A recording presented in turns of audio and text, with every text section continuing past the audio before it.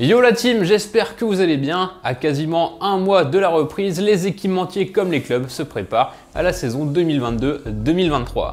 Crampons, maillots, news insolites, zoom sur l'actualité des équipements de foot de ce mois de juin.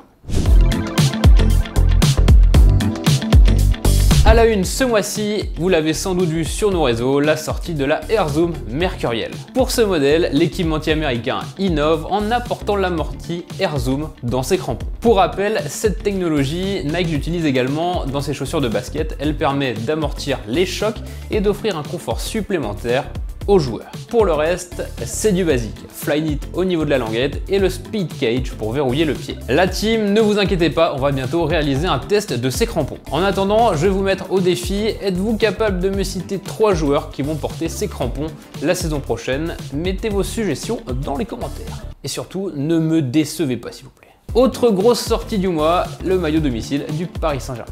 Réalisé par Nike, il affiche la bande Echter et ça devrait plaire aux supporters. Par contre, l'équipementier américain a apporté une petite revisite puisqu'au lieu d'être blanche, rouge, blanche, elle sera rouge, blanche, rouge. Enfin, autre détail, le nouveau sponsor du Paris Saint-Germain, Qatar Airways, prend sa place sur le centre et remplace Hall. Sinon, pour terminer les actus à la une, on va revenir sur une vidéo qu'on a tournée ce mois-ci avec un supporter du SCO, Kylian Malégol. Ce supporter en juin, il possède 230 tenues. Oui, je lui en aurais bien shippé quelques-unes, mais bon, c'est pas très cool. Bon bref, je vais vous mettre sa vidéo dans le petit i que vous voyez ici.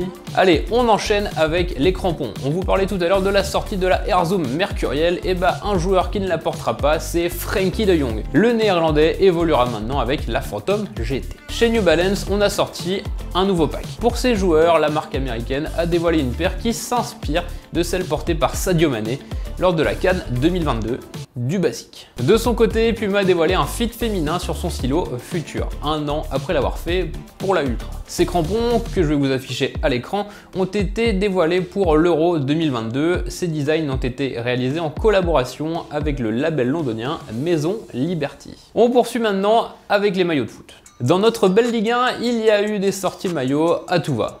On va prendre l'Olympique Lyonnais par exemple qui a attendu l'arrivée d'Alexandre Lacazette pour dévoiler son nouveau maillot de domicile. Pour la saison 2022-2023, les Lyonnais ont hérité d'une sublime tunique réalisée par Adidas. Comme dans les années 90, elle affiche 2 bandes en plein milieu. De son côté, le Stade de Reims est resté dans ce qu'il fait de mieux et non, je ne fais pas allusion au champagne mais à la sobriété. Un peu plus sonore, le RC Lens, lui, fait honneur à son passé en dévoilant une tenue qui s'inspire de la saison 1985. Une époque où le sponsor n'était d'autre que Europe 1, ça devrait plaire aux puristes. À l'étranger maintenant, le FC Barcelone s'est inspiré des Jeux Olympiques de 1992 pour la réalisation de ses nouveaux maillots.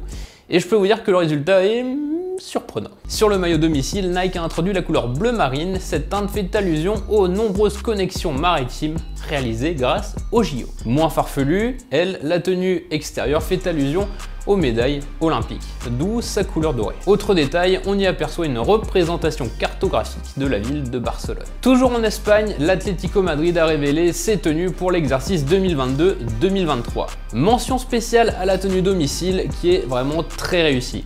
Elle fait référence à la rivière Manzanares, un affluent du Tage. Pour rappel, l'ancien stade des Colchoneros, Vicente Calderón, bordait le fleuve madrilène. En Angleterre, énorme surprise, Tottenham fait du Tottenham et dévoile un maillot sensationnellement blanc. De son côté, West Ham dévoile un maillot qui s'inspire de la saison 92-93. Cette tenue sera utilisée lors des matchs à domicile. Pour ceux qui aiment le vintage, je vous mets à l'écran le nouveau maillot de gardien de Bristol City. Cette tenue, elle renvoie à celle portée par Peter Schmeichel, le gardien de la sélection du Danemark.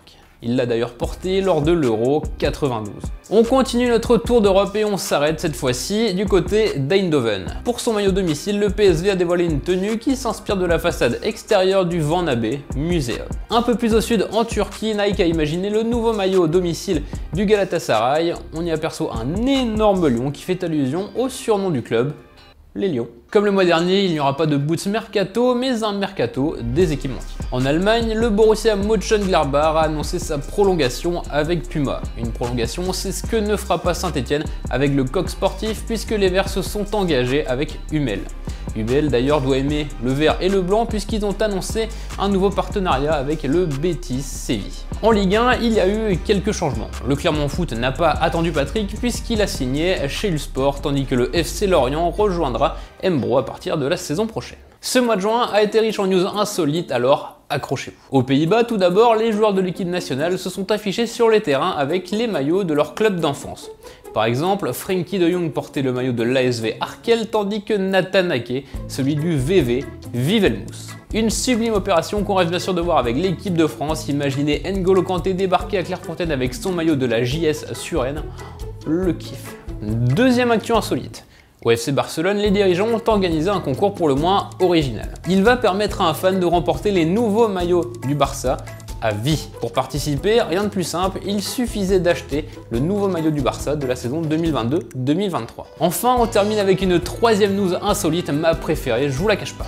Au Mexique, le club du Deportivo Toluca s'est fait dérober une cargaison de marchandises contenant ses nouveaux maillots pour la saison à venir. Problème, le club ne les a pas dévoilés aux supporters et pire même, les tenues se sont retrouvées en vente sur internet, la méga tuile.